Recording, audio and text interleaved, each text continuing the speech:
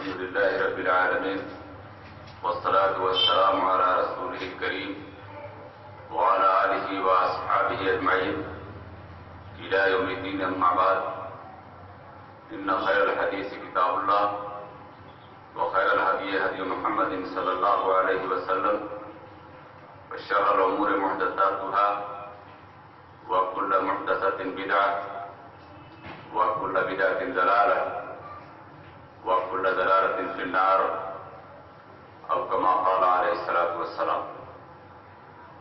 رب اشرح لي صدري ويسر لي أمري واحلل عقدة من لساني يفقهوا قولي.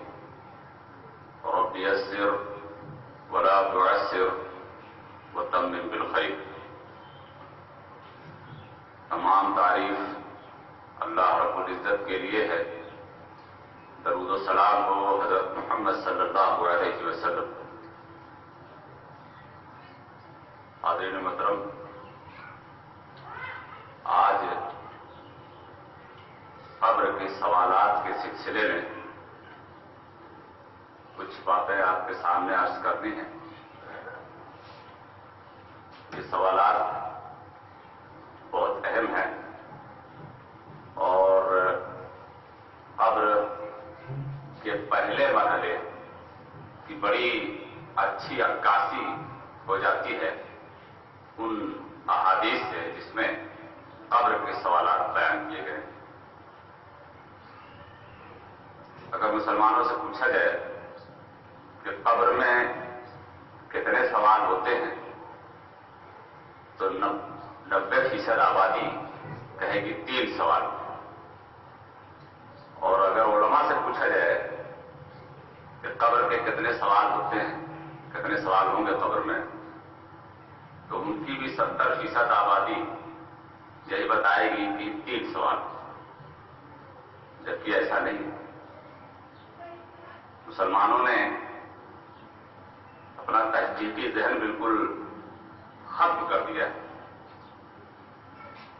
سن کر کے بات آگے بڑھانے کی روایت پیدا ہو گئی ہے کہ کسی ایک نے کوئی بات کہہ دی ہو تو یہ سمجھ لیا جاتا ہے کہ وہ صحیح ہی کہا ہوگا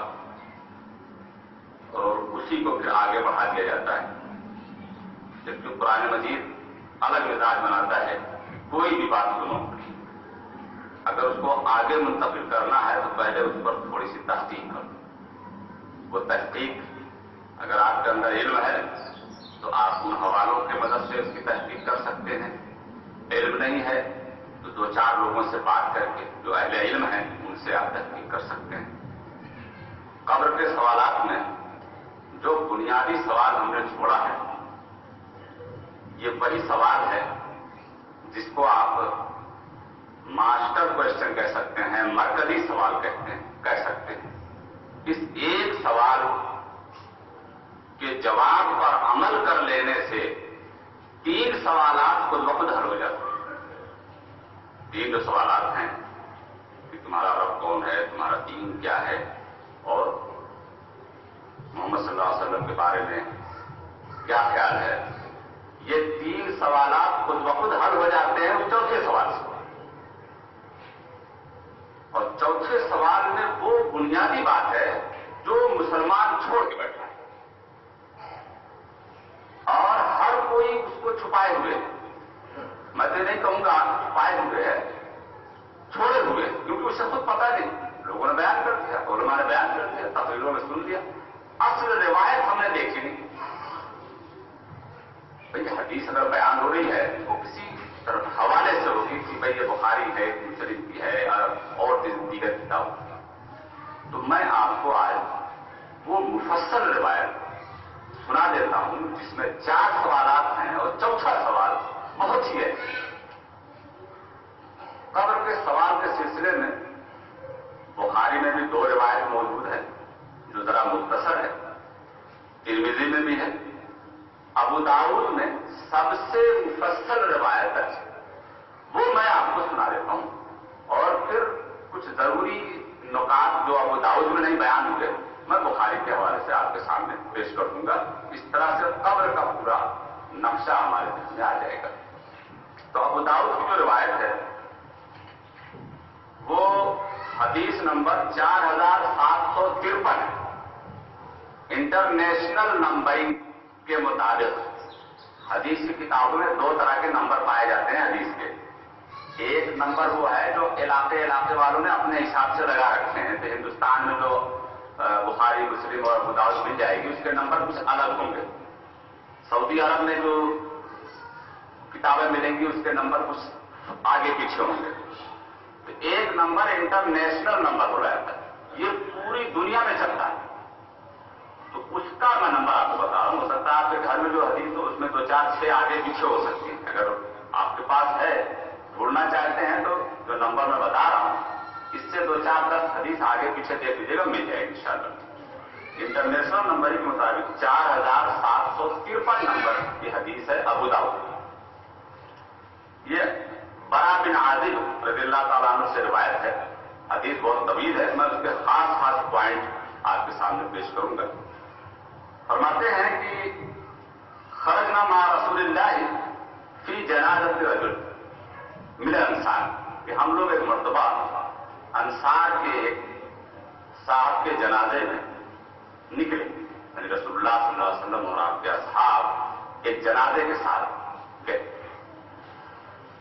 فانتہینا الی القبر ولما یرحل, ہم لوگ قبر تک پہنچ گئے اور اتفاق سے قبر ابھی پوری کھد ہی نہیں تھی, ابھی قبر پوری کھد نہیں پائی تھی. فجلس رسول اللہ صلی اللہ علیہ وسلم وجلسنا حوله كأنما على رؤوسنا الطير.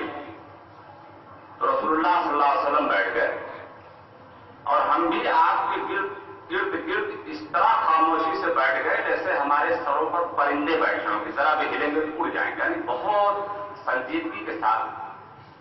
ویسے بھی صحابہ اس کے سامنے بہت رعایت کے ساتھ بیٹھتے تھے, اور پھر دوسرے کہ وہ قبر کا قبرستان, تو اس طرح سے وہ بیٹھ گئے. وفی یدہ عود ینکت بہ فی الارض, رسول اللہ صلی اللہ علیہ وسلم کے ہاتھ میں ایک چھڑی تھی, ایک ڈنڈا تھا, اور آپ اس سے زمین کو کوریدنے لگے. فرفع رأسہ فقال, تو آپ نے اپنے سر کو اٹھایا, یعنی کچھ دیر تک کوریدا اور پھر اپنے سر کو اٹھایا اور فرمایا استعیذوا باللہ من عذاب القبر, کہ لوگوں اللہ سے قبر کے عذاب سے پناہ مانگو. یعنی اللہ سے پناہ طلب کرو کہ اللہ تعالیٰ پناہ میں رکھے عذاب قبر سے. یہ بات آپ نے کئی بار وہاں پر کہی. اس کے بعد پھر وہ جو مراحل ہوتے ہیں, جنازہ پڑھا گیا, مٹی ڈالی گئی, وہ سب ہوا. اب اس کے بعد میں بتا رہا ہوں وَيَأْتِيهِ مَلَكَانِ, جب سارے لوگ قبر میں اس کو دفن کر کے مٹی ڈال دیتے ہیں تو پھر فرشتے آتے ہیں, 2 فرشتے.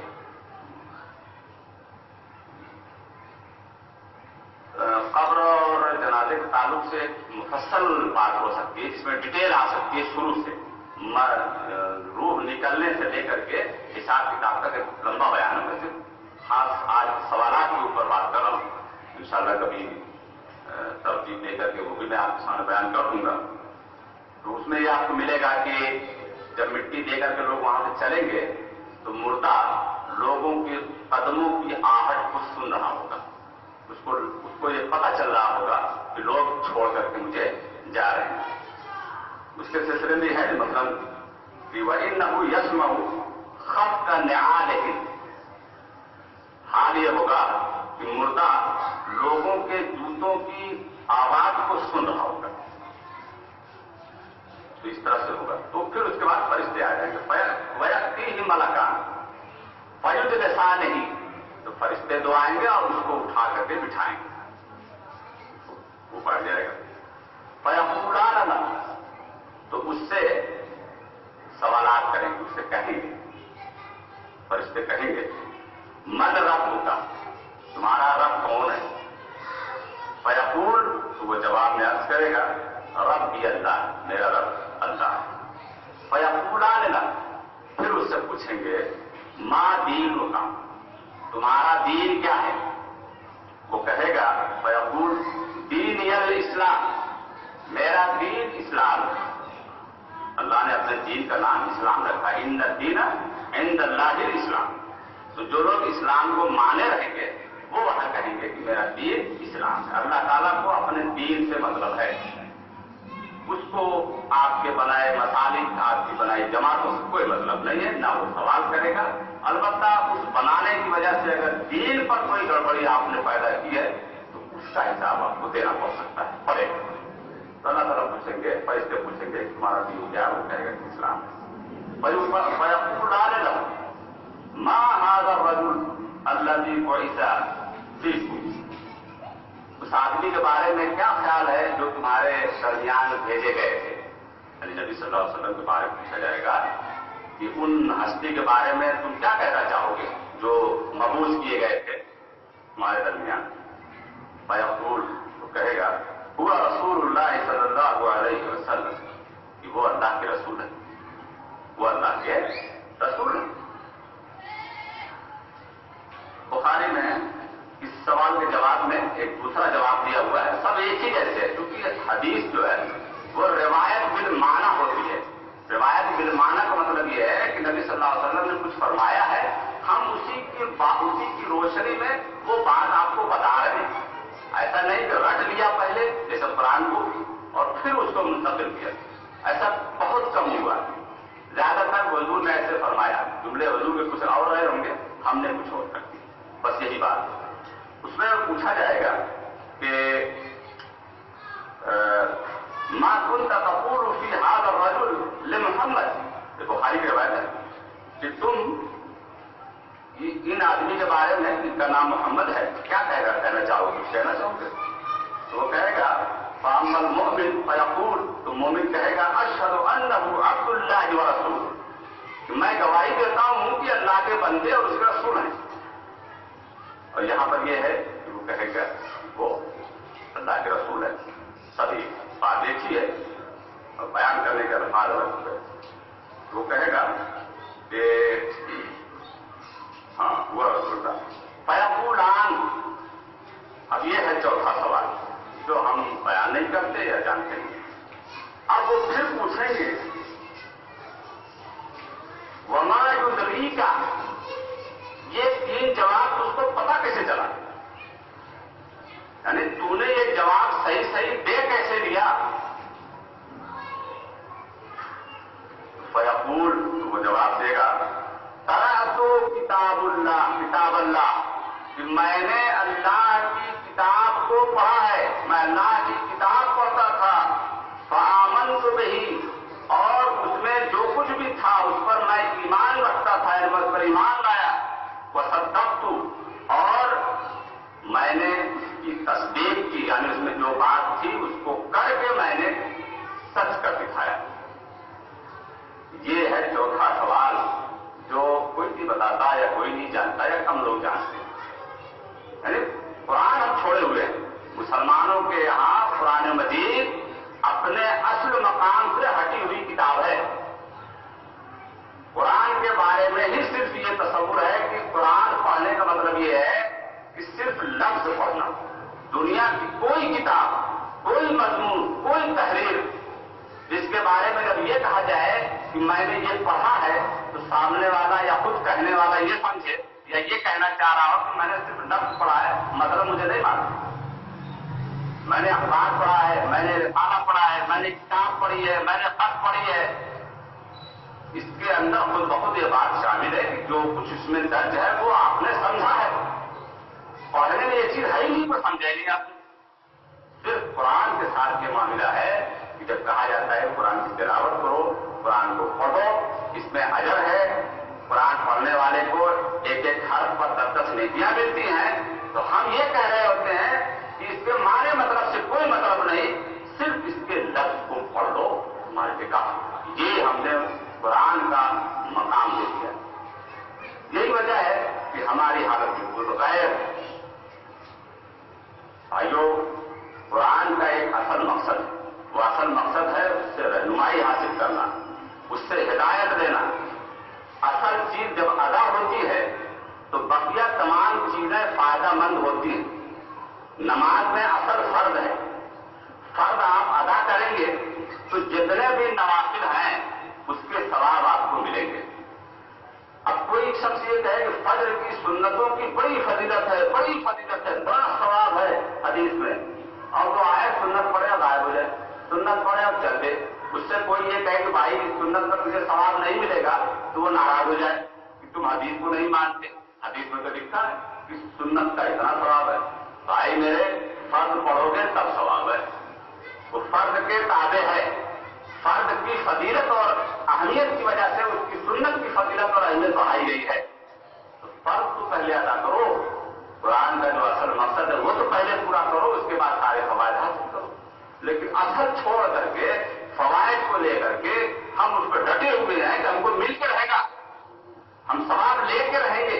कैसे देखो भाई, कहाँ गलत फहमी और धोखा खा लें। असल मकसद को आपको तस्लीम करना होगा, उसके मुताबिक आपको चलना होगा। तो वो बंदा कहेगा ये जो मैंने बता दिया कि मेरा रब अल्लाह है, मेरा दीन इस्लाम है और ये मोहम्मद सल्लल्लाहु अलैहि वसल्लम है, पहले मैं कुरान पढ़ता था, उसकी तालीमात पर अमल करता था, उसको सच मानता था, तब ये नौबत आई है कि जो है जवाब दे दिया। अच्छा, ये तो मोमिन का मामला है, चौथा सवाल हो गया। काफिर के बारे में या गुनहगारों के बारे में नहीं है, वो हम बुखारी में देख लेते हैं। मोमिन से सवाल हो जाएगा तो काफिर से भी कुछ होना चाहिए, इस रवायत में नहीं है, बुखारी में वो देख लेते हैं। तो वो अम्मल मुनाफिक वल काफिर, मोमिन से सवाल होने के बाद मुनाफिक, काफिर और इस तरह के कैटेगरी के लोगों से जब सवाल होगा कि मा कुंता तक़ूलु फी हाज़ा रजुल, इस आदमी रसूलुल्लाह सल्लल्लाहु अलैहि वसल्लम के बारे में पूछा जाएगा, दीन पूछ लिया जाएगा, फिर रसूलुल्लाह सल्लल्लाहु अलैहि वसल्लम को पूछा जाएगा कि इनके बारे में क्या राय है, क्या ख्याल है तुम्हारा। फयक़ूल ला अदरी, कहेगा कि मैं नहीं जानता, मुझे नहीं मालूम।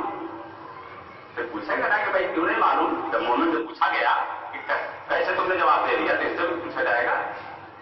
वैसे पूछेगा क्यों नहीं मालूम, तो कहेगा कि कुन्तु अक़ूलु मा यक़ूलु अन्नास, मैं तो जिंदगी पर वही कहता रहा जो लोग कहते रहे, मैं जिंदगी भर वही कहता रहा जो लोग कहते रहे, मैंने तो किताब पढ़ी नहीं।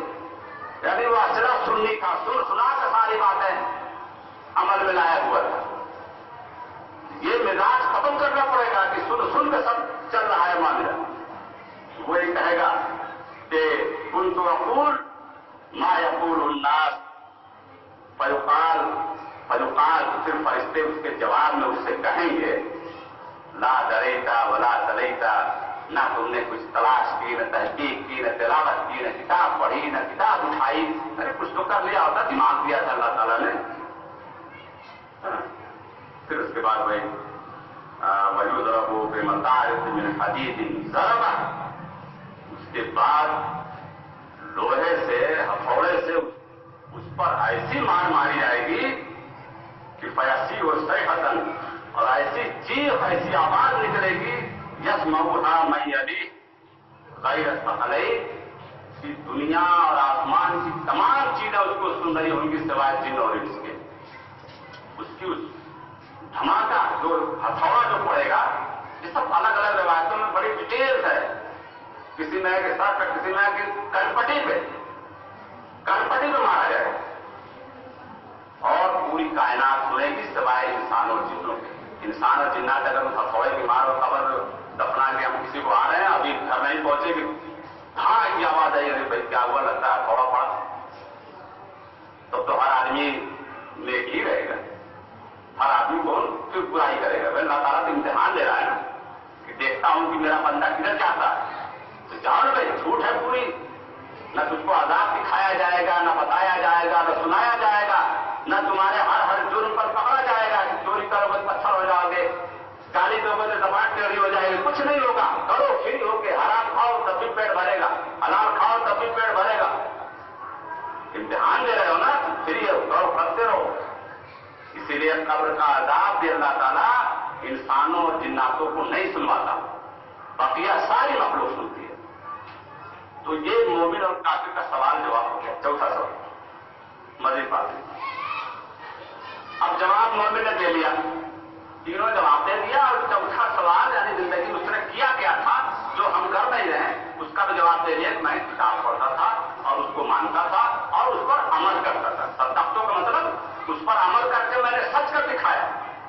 یہ ہو گیا.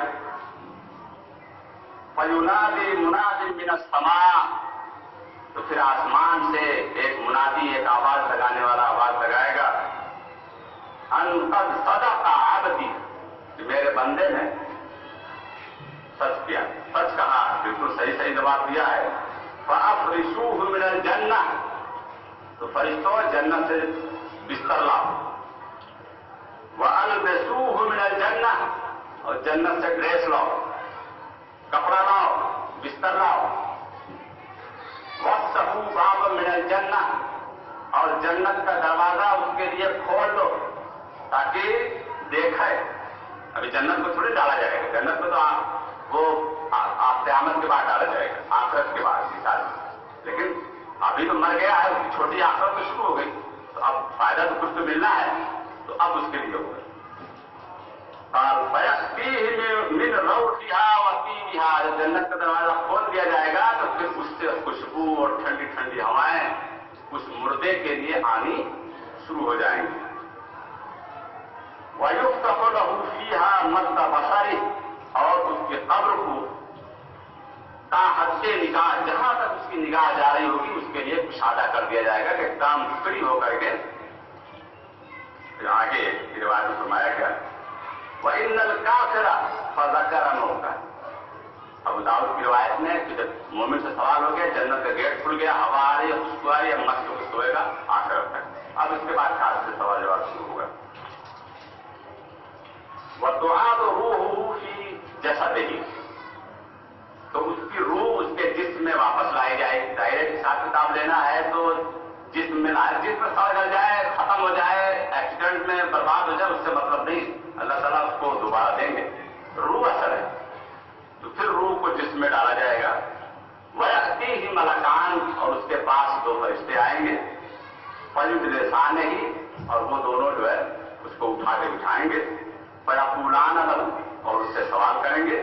فَيَقُول، تو وہ جواب میں کہے گا، سوال کریں گے کہ من ربک. فیقول ہاں لا ادری، وہاں سے بخاری تھا نا کہ لا ادری، جہاں وہ اصل جو ہوتا ہے ہائے ہائے ارے، یہ ایسا لفظ ہے جو انٹرنیشنل ہے، ہر زبان کا بولنے والا ہاں ہاں بولتا ہے. وہاں بھی وہ کہے گا ہاں لا ادری، او ارے ارے میں نہیں جانتا. فیقولان لہو، تو پھر وہ فرشتے اس سے پوچھیں گے ما دینک، تمہارا دین کیا ہے. فیقول ہاں لا ادری، ہائے مجھے نہیں معلوم. فیقولان لہو، پھر فرشتے اس سے پوچھیں گے. ایسا نہیں ہے کہ وہ ایک سوال کریں گے اور فیل کر کے چلے جائیں گے، پورا سوال کریں گے.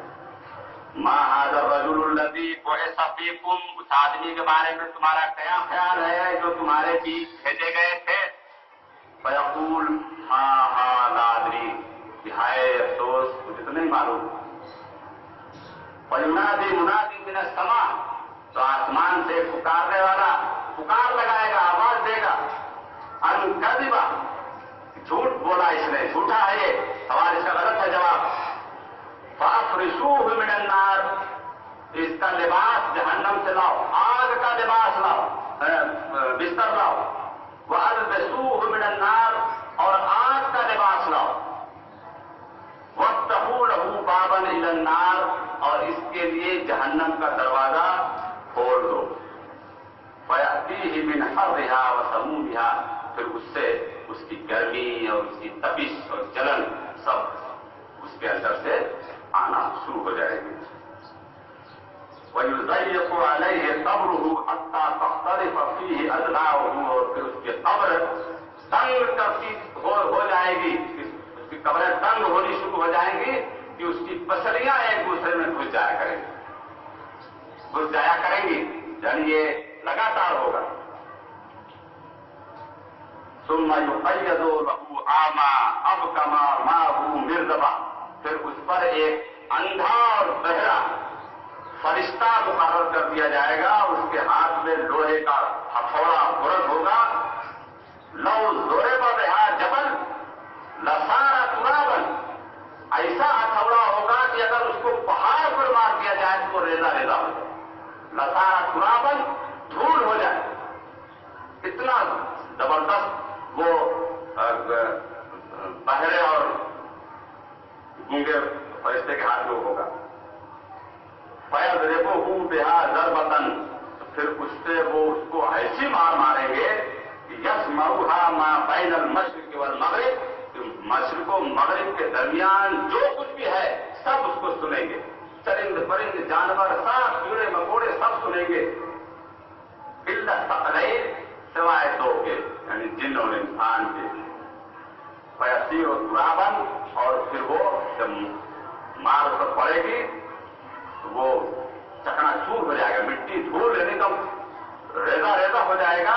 ثم تعاد فیہ الروح، پھر اس کی روح لوٹائی جائے گی، پھر انسان بنے گا، پھر صحیح سالم ہوگا، پھر فرشتہ ہتھوڑا لگائے گا اور یہ قیامت تک چلتا رہے گا.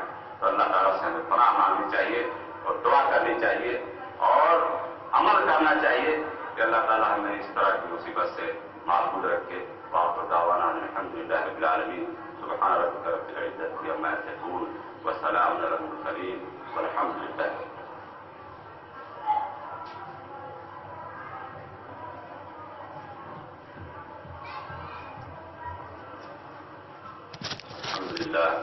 الحمد للہ.